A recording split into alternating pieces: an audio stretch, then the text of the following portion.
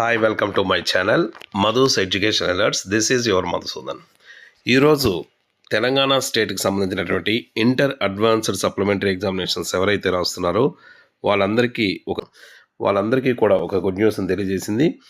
అదేమిటంటే inter advanced supply examinations ఎవరైతే రాస్తున్నారో వాళ్ళకి పరీక్ష ఫీజు యొక్క గడువుని ప్రభుత్వం పెంచుతూ ఒక నిర్ణయం తీసుకుంది. అయితే యాక్చువల్గా మనకి షెడ్యూల్ ప్రకారంగా అయితే ఇవాళతోనే గడువు ముయ్యాల్సి ఉంది.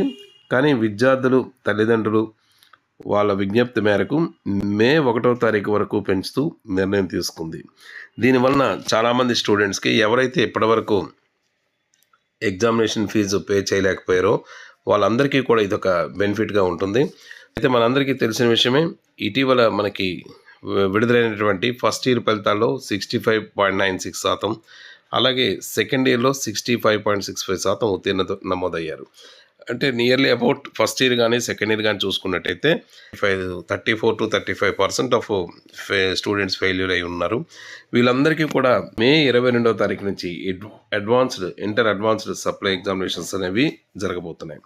సో ఈ అవకాశాన్ని అందరూ సద్వినియోగం చేసుకొని ఎవరైనా పే చేయని వాళ్ళు ఉంటే ఈ పే చేయవలసిందిగా ప్రభుత్వం ఒక అవకాశం ఇచ్చింది, కాబట్టి దీన్ని వినియోగించుకోండి. ఇకపోతే ఎగ్జామినేషన్ రిజల్ట్స్ ఎప్పుడు వస్తాయి, హాల్ టికెట్స్ ఎప్పుడు వస్తాయి, ఇలా రకరకాల ప్రశ్నలన్నీ అడుగుతున్నారు. దీనికి సంబంధించి నేను ఒక వీడియోని మీకు అప్డేట్ చేస్తున్నాను.